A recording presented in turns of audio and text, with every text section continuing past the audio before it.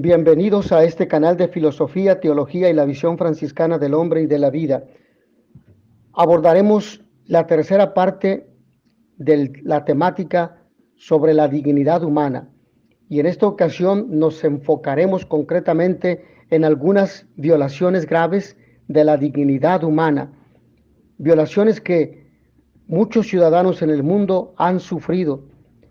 A la luz de las reflexiones hechas hasta ahora sobre la centralidad de la dignidad humana, esta última sección de la declaración aborda algunas violaciones concretas y graves de la misma. Lo hace con el espíritu propio del magisterio de la Iglesia, que ha encontrado su expresión plena en el magisterio de los últimos pontífices, como ya se ha recordado. Por ejemplo, el Papa Francisco, por una parte, no se cansa de pedir el respeto de la dignidad humana. Todo ser humano tiene derecho a vivir con dignidad y a desarrollarse integralmente. Y ese derecho básico no puede ser negado por ningún país. Lo tiene aunque sea poco eficiente, aunque haya nacido o crecido con limitaciones, porque eso no menoscaba su inmensa dignidad como persona humana, que no se fundamenta en las circunstancias sino en el valor de su ser. Cuando este principio elemental no queda salvo, no hay futuro ni para la fraternidad ni para la sobrevivencia de la humanidad. Por otra parte, no deja nunca de señalar a todas las violaciones concretas de la dignidad humana en nuestro tiempo, llamando a todos, a cada uno de nosotros, a una sacudida de responsabilidad y de compromiso activo, queriendo señalar algunas de las muchas violaciones de la dignidad humana en nuestro mundo contemporáneo. Podemos recordar lo que el Concilio Vaticano II enseñó a este respecto. Hay que reconocer que se opone a la dignidad humana cuanto atenta contra la vida, homicidios de cualquier clase, genocidios, aborto, eugenesia, eutanasia y el mismo suicidio deliberado. Atenta además contra nuestra dignidad cuanto viola la integridad de la persona humana, como por ejemplo las mutilaciones, las torturas morales o físicas, los conatos sistemáticos para dominar la gente, o mejor dicho, la mente ajena. Y finalmente, cuanto ofende a la dignidad humana, como son las condiciones infrahumanas de vida, las detenciones arbitrarias, las deportaciones, la esclavitud, la prostitución, la trata de blancas y de jóvenes, o las condiciones laborales degradantes que reducen al operario al rango de mero instrumento de lucro, sin respeto a la libertad y a la responsabilidad de la persona humana. Será necesario también mencionar aquí el tema de la pena de muerte. También esta última viola la dignidad inalienable de toda persona humana, más allá de cualquier circunstancia. Por el contrario, hay que reconocer que el firme rechazo de la pena de muerte muestra que no tenemos el compromiso del otro. Asimismo, ¿hasta qué punto es posible reconocer la inalienable dignidad de todo ser humano y aceptar que tenga un lugar en este universo? Ya que si no se lo niego, o si se lo niego al peor de los criminales, no se lo negaré a nadie. Daré a todos la posibilidad de compartir conmigo este planeta a pesar de lo que pueda separarnos. También parece oportuno reiterar la dignidad de las personas encarceladas, que a menudo se ven obligadas a vivir en condiciones indignas y que la práctica de la tortura atenta contra la dignidad de todo ser humano más allá de todo límite, incluso si alguien es culpable de delitos graves.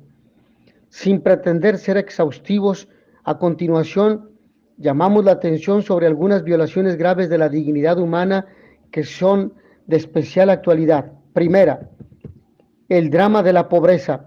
Uno de los fenómenos que más contribuye a negar la dignidad de tantos seres humanos es la pobreza extrema, ligada a la desigualdad o a la desigual distribución de la riqueza. Como ya fue subrayado por San Juan Pablo II, una de las mayores injusticias del mundo contemporáneo consiste precisamente en esto, en que son relativamente pocos los que poseen mucho y muchos los que poseen casi nada, los que no poseen casi nada. Es la injusticia de la mala distribución de los bienes y servicios destinados originariamente a todos. Además, sería ilusorio hacer una distinción superficial entre países ricos y países pobres, Benedicto XVI ya reconoció de hecho que la riqueza mundial crece en términos absolutos, pero aumentan también las desigualdades. En los países ricos, nuevas categorías sociales se empobrecen y nacen nuevas pobrezas. En las zonas más pobres, algunos grupos gozan de un tipo de superdesarrollo, derrochador y consumista, que contrasta de modo inaceptable con situaciones persistentes de miseria deshumanizadora. Se sigue produciendo el escándalo de las disparidades hirientes, donde la dignidad de los pobres es doblemente negada, tanto por la falta de recursos disponibles para satisfacer sus necesidades básicas, como por la indiferencia con que son tratados por quienes viven junto a ellos. Por tanto, con el Papa Francisco hay que concluir que aumentó la riqueza, pero con inequidad, y así lo que ocurre es que nacen nuevas pobrezas. Cuando dicen que el mundo moderno redujo la pobreza, lo hacen midiéndola con criterios de otras épocas no comparables con la realidad actual. Como resultado, la pobreza se extiende de múltiples maneras, como en la obsesión por reducir los costos laborales, que no advierte las graves consecuencias que esto ocasiona, porque el desempleo que se produce tiene como efecto directo expandir las fronteras de la pobreza. Entre estos destructores efectos del imperio del dinero, se debe reconocer que no existe peor pobreza que aquella que priva del trabajo y de la dignidad del trabajo. Si algunos nacen en un país o en una familia donde tienen menos oportunidades de desarrollo, hay que reconocer que eso está reñido con su dignidad, que es exactamente la misma que la de quienes nacen en una familia o en un país ricos. Todos somos responsables, aunque en diversos grados, de esta flagrante desigualdad. Segundo aspecto, la hipocresía con la que muchos gobiernos en el mundo dan despensas y dan dinero a personas de avanzada edad, pero no hacen nada porque la juventud tenga escuelas equipadas, tengan hospitales con suficiente tecnología y médicos con excelente preparación para atender las necesidades de su población. No forman en la verdad, en la educación de la verdad, de la crítica, para que de esa manera haya profesionistas que brinden un servicio de calidad a la sociedad. Segundo aspecto, la guerra. Otra tragedia que niega la dignidad humana es la que provoca la guerra. Hoy, como en todos los tiempos, guerras, atentados, persecuciones por motivos raciales o religiosos y tantas afrentas contra la dignidad humana van multiplicándose dolorosamente en muchas regiones del mundo, hasta asumir las formas de la que podría llamar una tercera guerra mundial en etapas. Con su estela de destrucción y dolor, la guerra atenta contra la dignidad humana a corto y largo plazo, incluso reafirmando el derecho inalienable a la legítima defensa, así como la responsabilidad de proteger a aquellos cuya existencia está amenazada. Debemos admitir que la guerra siempre es una derrota de la humanidad. Ninguna guerra vale las lágrimas de una madre que ha visto a su hijo mutilado o muerto. Ninguna guerra vale la pérdida de la vida, aunque sea de una sola persona humana, ser sagrado, creado a imagen y semejanza del Creador. Ninguna guerra vale el envenenamiento de nuestra casa común, y ninguna guerra vale la desesperación de los que están obligados a dejar su patria y son privados de un momento a otro de su casa y de todos los vínculos familiares, de amistad, sociales y culturales que se han construido a veces a través de generaciones. Todas las guerras, por el mero hecho de contradecir la dignidad humana, son conflictos que no resolverán los problemas, sino que los aumentarán. Esto es aún más grave en nuestra época, en la que se ha convertido en normal que fuera del campo de batalla mueran tantos civiles inocentes.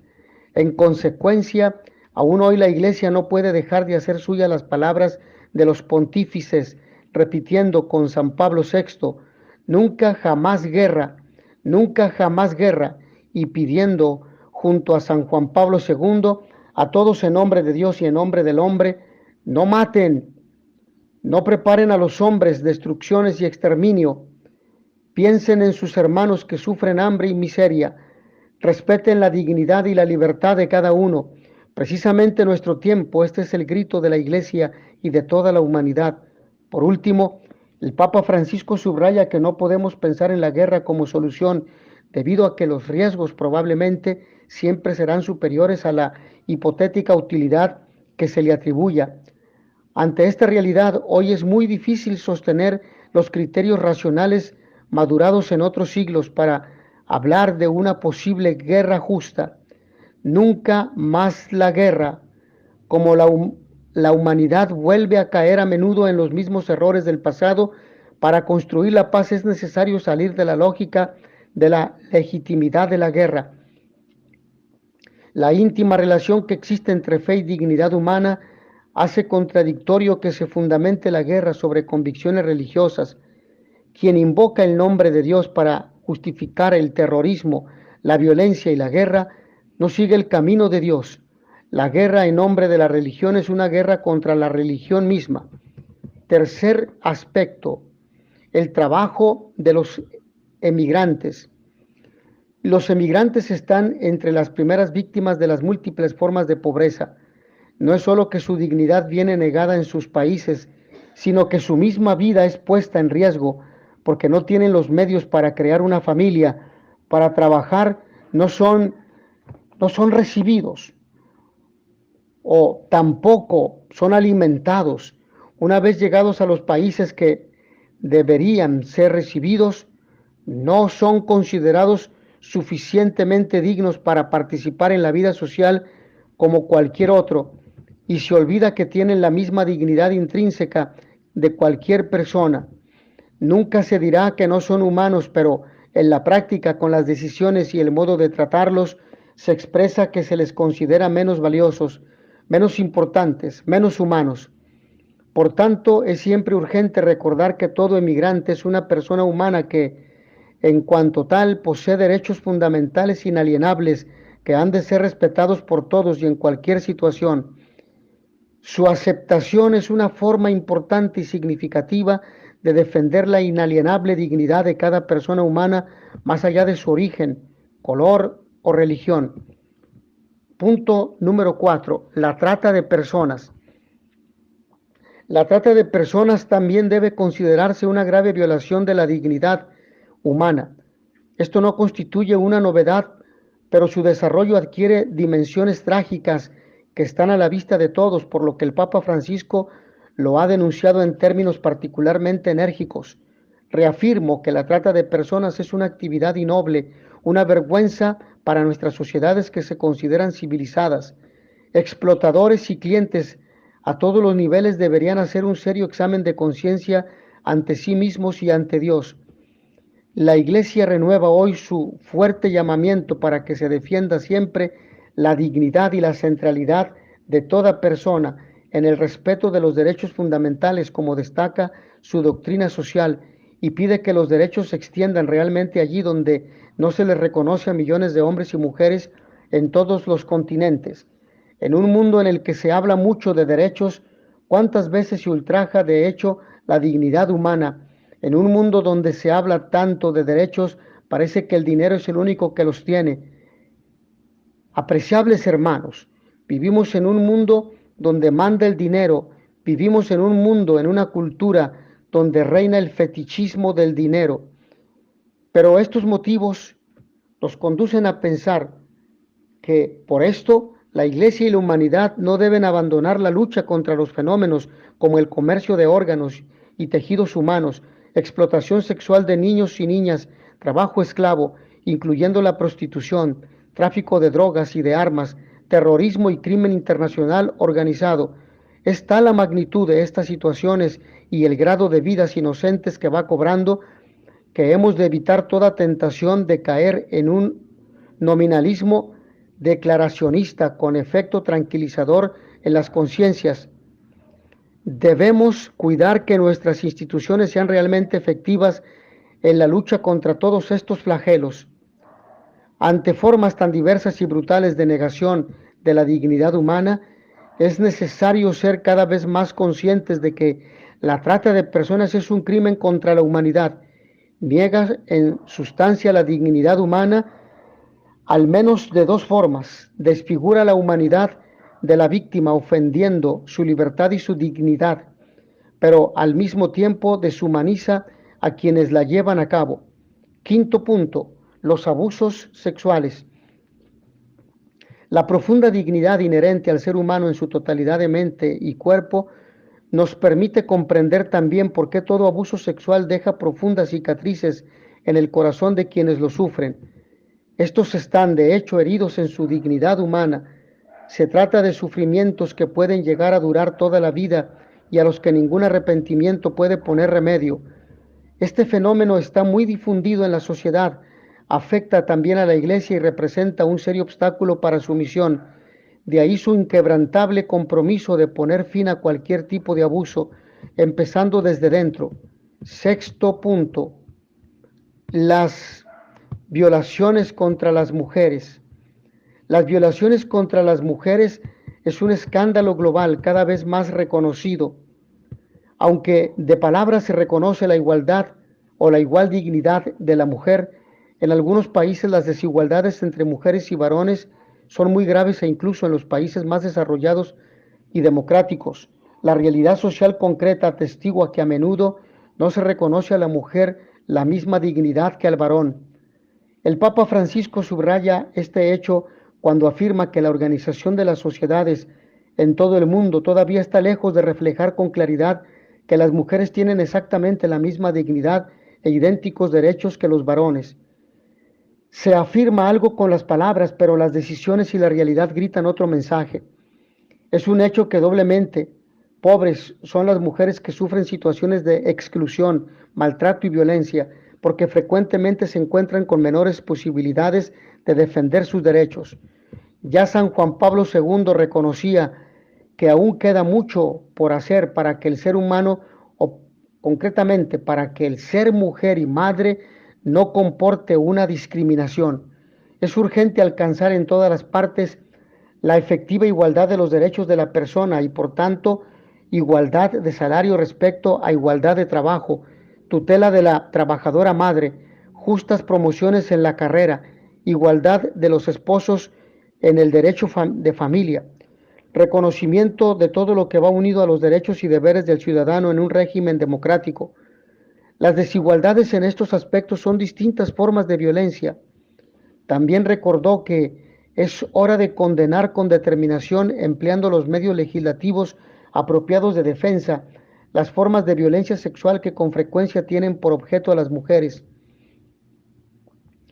En nombre del respeto de la persona, no podemos además no denunciar la difundida cultura hedonística y comercial que promueve la explotación sistemática de la sexualidad, induciendo a chicas incluso muy jóvenes a caer en los ambientes de la corrupción y hacer un uso mercenario de su cuerpo.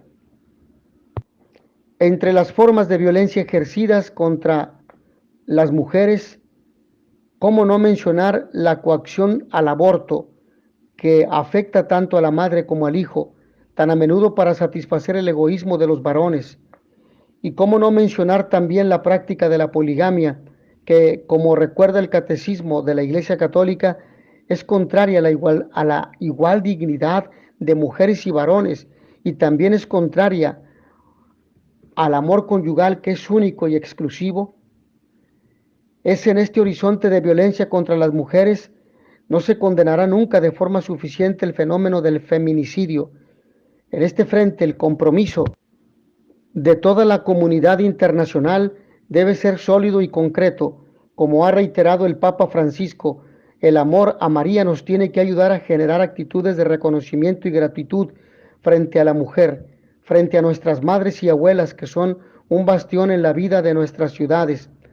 Casi siempre silenciosas llevan la vida adelante. Es el silencio y la fuerza de la esperanza. Gracias por su testimonio. Pero mirando a las madres y a las abuelas, quiero invitarlos a luchar contra una plaga que afecta a nuestro continente americano, los numerosos casos de feminicidio. Y son muchas las situaciones de violencia que quedan silenciadas detrás de tantas paredes. Los invito a luchar contra esta fuente de sufrimiento pidiendo que se promueva una legislación y una cultura de repudio a toda forma de violencia. Punto número 7. El aborto. La Iglesia no cesa de recordar que la dignidad de todo ser humano tiene un carácter intrínseco y vale desde el momento de su concepción hasta su muerte natural. Precisamente la afirmación de tal dignidad es el presupuesto irrenunciable para la tutela de una existencia personal y social, y también la condición necesaria para la fraternidad y la amistad social puedan realizarse en todos los pueblos de la tierra. Sobre la base de este valor intangible de la vida humana, el magisterio eclesial se ha siempre pronunciado contra el aborto. Al respecto escribe San Juan Pablo II: entre todos los delitos que el hombre puede cometer contra la vida, el aborto procurado presenta características que lo hacen particularmente grave e ignominioso. Hoy, sin embargo, la percepción de su gravedad se ha ido debilitando progresivamente en la conciencia de muchos. La aceptación del aborto en la mentalidad, en las costumbres y en la misma ley es señal evidente de una peligrosísima crisis del sentido moral, que es cada vez más incapaz de distinguir entre el bien y el mal, incluso cuando está en juego el derecho fundamental a la vida.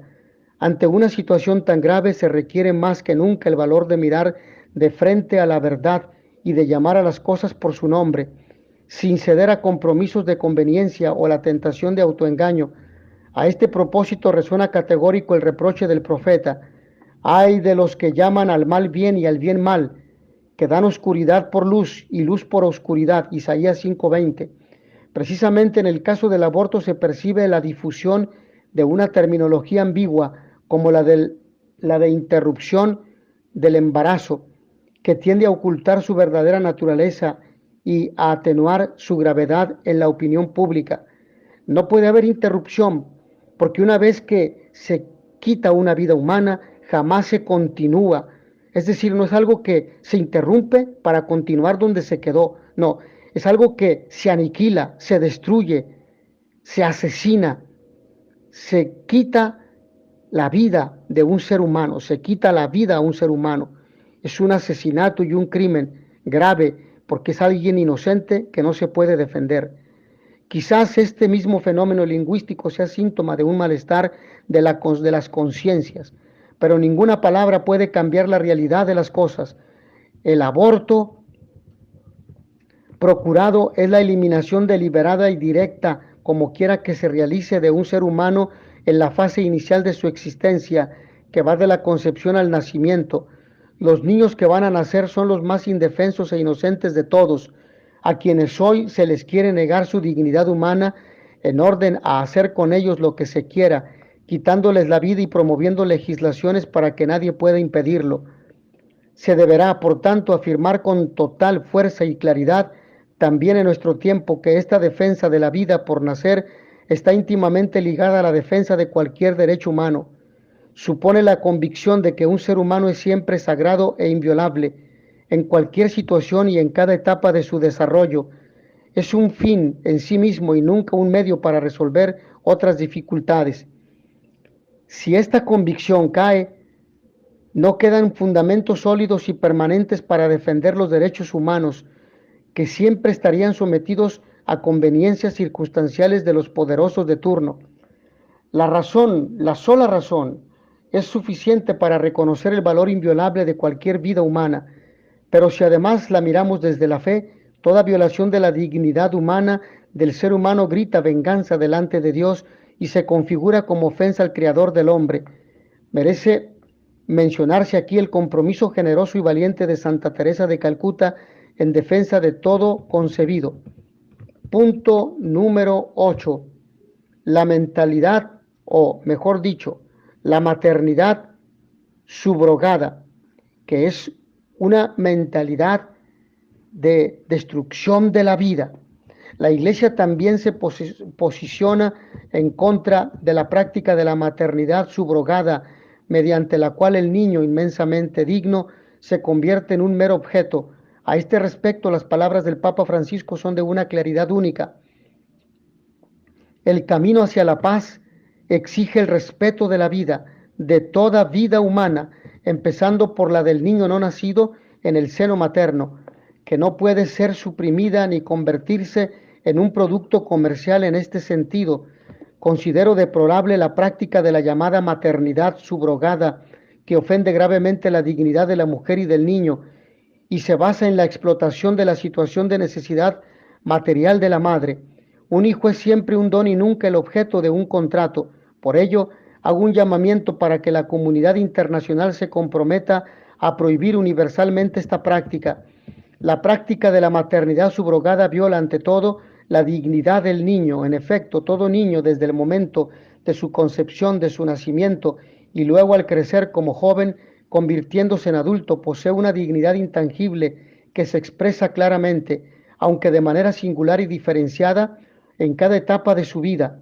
Por tanto, el niño tiene derecho, en virtud de su dignidad inalienable, a tener un origen plenamente humano y no inducido artificialmente, y a recibir el don de una vida que manifieste al mismo tiempo la dignidad de quien la da y de quien la recibe. El reconocimiento de la dignidad de la persona humana implica también el reconocimiento de la dignidad de la unión conyugal y de la procreación humana en todas sus dimensiones. En este sentido, el deseo legítimo de tener un hijo no puede convertirse en un derecho al hijo, que no respete la dignidad del propio hijo como destinatario del don gratuito de la vida. La práctica de la maternidad subrogada viola al mismo tiempo la dignidad de la propia mujer, que o se ve obligada a ello o decide libremente someterse. Con esta práctica la mujer se desvincula del hijo que crece en ella y se convierte en un mero medio al servicio del beneficio del deseo arbitrario de otros. Esto se contrapone totalmente con la dignidad fundamental de todo ser humano y su desarrollo a ser reconocido siempre por sí mismo y nunca como instrumento para otra cosa. Punto número 9. La eutanasia y el suicidio asistido. Hay un caso particular de violación de la dignidad humana, más silencioso, pero que está ganando mucho terreno. Tiene la peculiaridad de utilizar un concepto erróneo de la dignidad humana para volverla contra la vida misma. Esta confusión muy común hoy en día sale a la luz cuando se habla de eutanasia. Por ejemplo, las leyes que reconocen la posibilidad de la eutanasia y el suicidio asistido se denominan a veces leyes de muerte digna. Está muy extendida la idea de que la eutanasia o el suicidio asistido son compatibles con el respeto a la dignidad de la persona humana.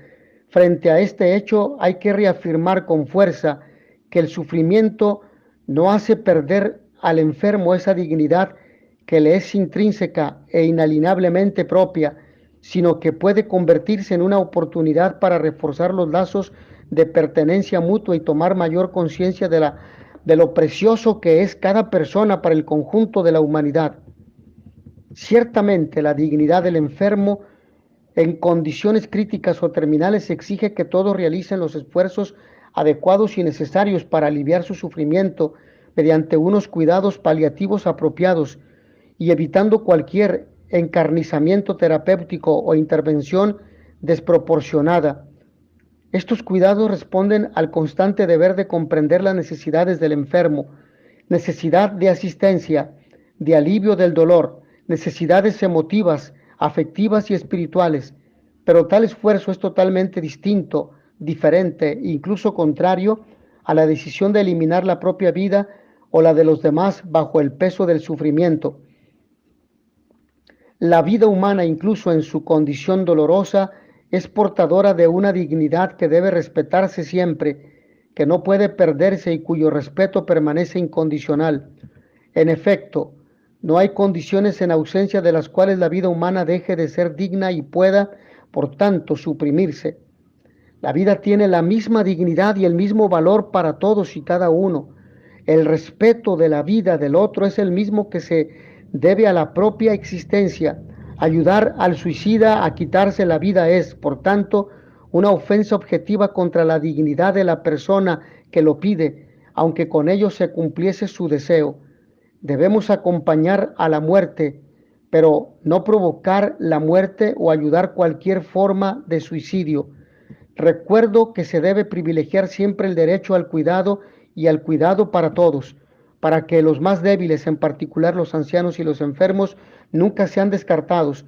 La vida es un derecho, no la muerte, que debe ser acogida, no suministrada. Y este principio ético concierne a todos, no solo a los cristianos o a los creyentes. Como ya se ha dicho, la dignidad de cada persona, por débil o sufriente que sea, implica a la dignidad de todos. Punto número 10. El descarte de las personas con discapacidad. Un criterio para verificar la atención real a la dignidad de cada individuo es, obviamente, la atención prestada a los más desfavorecidos. Nuestro tiempo, por desgracia, no se distingue mucho por esta atención. En verdad, se está imponiendo una cultura del descarte. Para contrarrestar esta tendencia, merece especial atención y solicitud la condición de quienes se encuentran en situación de déficit físico o psíquico. Esta condición de especial vulnerabilidad, tan relevante en los relatos evangélicos, cuestiona universalmente lo que significa ser una persona humana, precisamente desde un estado de deficiencia o discapacidad. La cuestión de la imperfección humana tiene también claras implicaciones desde el punto de vista sociocultural, ya que en algunas culturas las personas con discapacidad sufren a veces marginación, cuando no opresión, al ser tratadas como auténticos descartados. En realidad, todo ser humano, sea cual sea su condición de vulnerabilidad, recibe su dignidad por el hecho mismo de ser querido y amado por Dios. Por estas razones, debe fomentarse en la medida de lo posible la inclusión y la participación activa en la vida social y eclesial de todos aquellos que de alguna manera están marcados por la fragilidad o la discapacidad.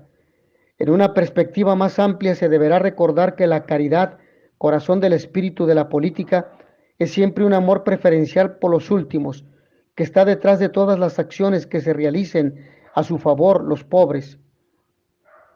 Preocuparse de la fragilidad de los pueblos y de las personas. Cuidar la fragilidad quiere decir fuerza y ternura, lucha y fecundidad, en medio de un modelo funcionalista y privatista que conduce inexorablemente a la cultura del descarte. Significa hacerse cargo del presente en su situación más marginal y angustiante, y ser capaz de dotarlo de dignidad. Así ciertamente se genera una actividad intensa, porque hay que hacer lo que sea para salvaguardar la condición y dignidad de la persona humana. Punto número 11. La teoría de género. La Iglesia desea ante todo reiterar que toda persona, independientemente de su tendencia sexual, ha de ser respetada en su dignidad y acogida con respeto, procurando evitar todo signo de discriminación injusta y particularmente cualquier forma de agresión y violencia. Por ello hay que denunciar como contrario a la dignidad humana que en algunos lugares se encarcele, torture e incluso prive del bien de la vida a no pocas personas únicamente por su orientación sexual. Al mismo tiempo, la Iglesia destaca los decisivos elementos críticos presentes en la teoría de género.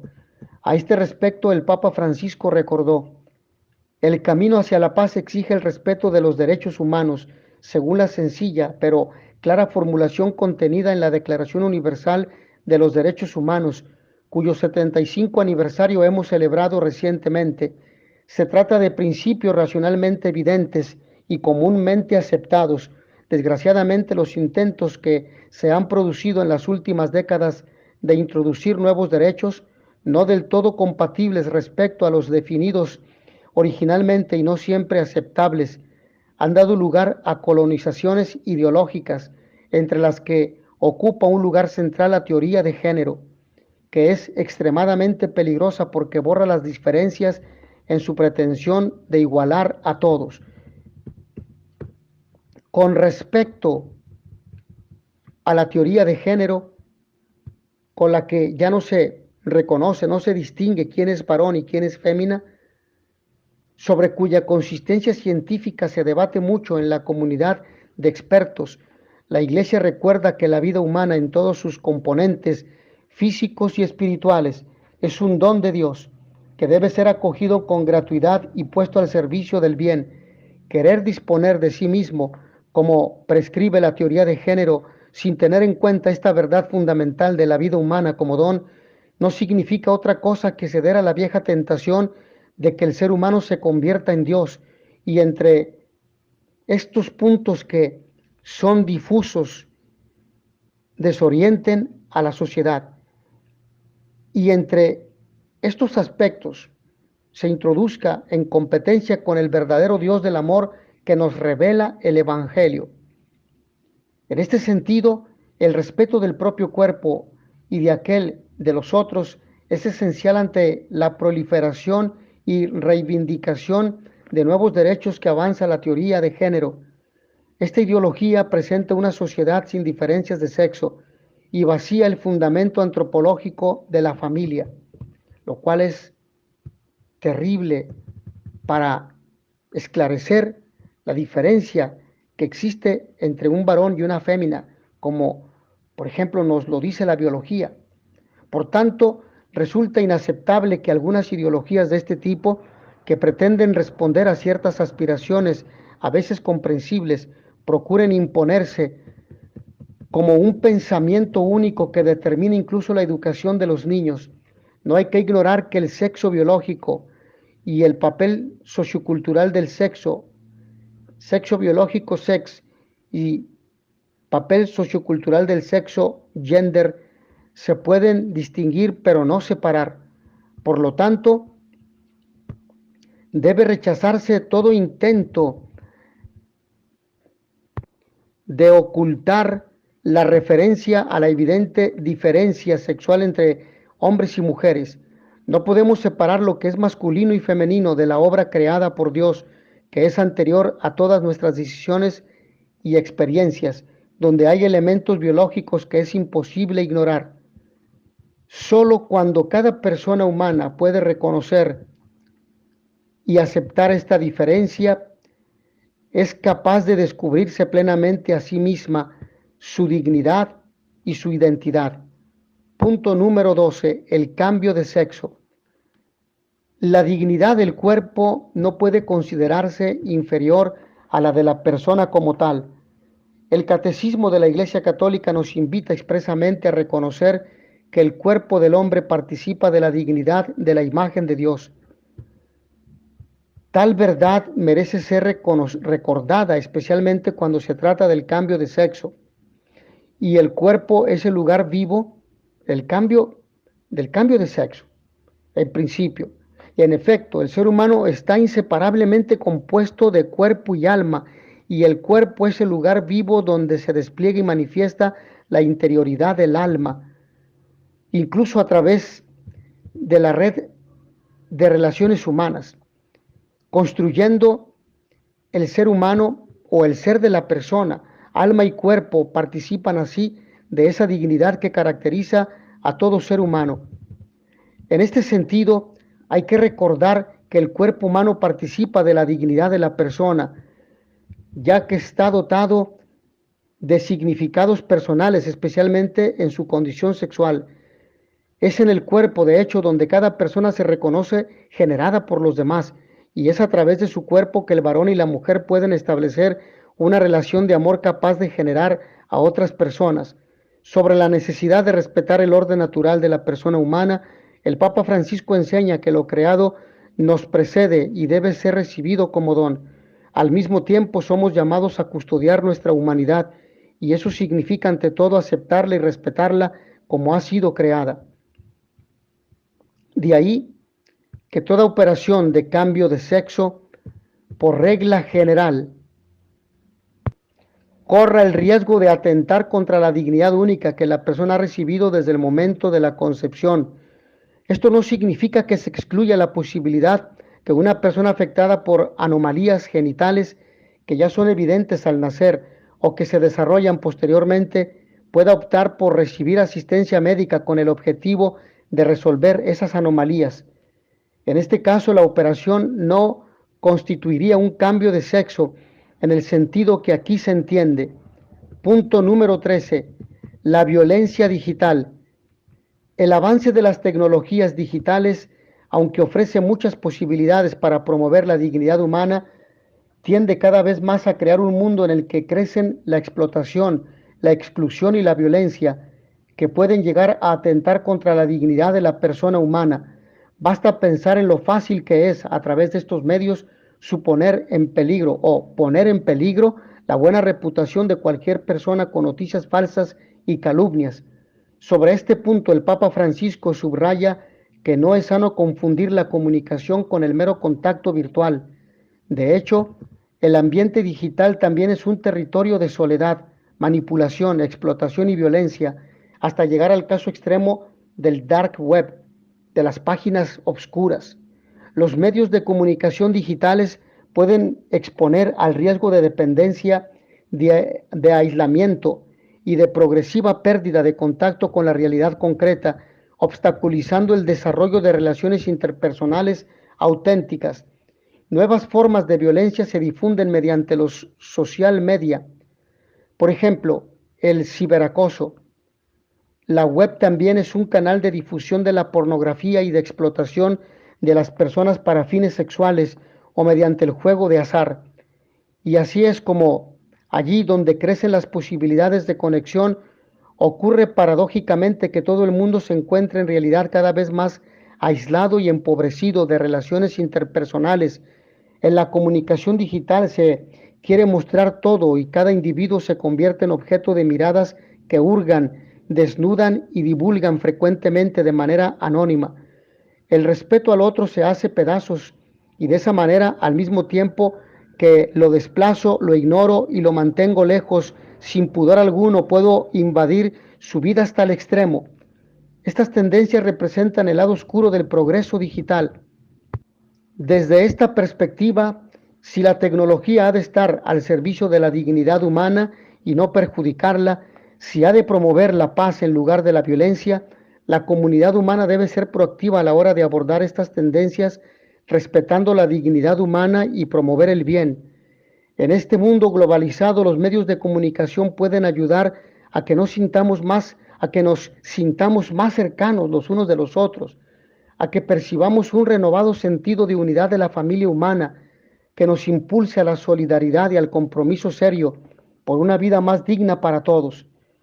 Pueden ayudarnos en esta tarea, especialmente hoy, cuando las redes de la comunicación humana han alcanzado niveles de desarrollo inauditos.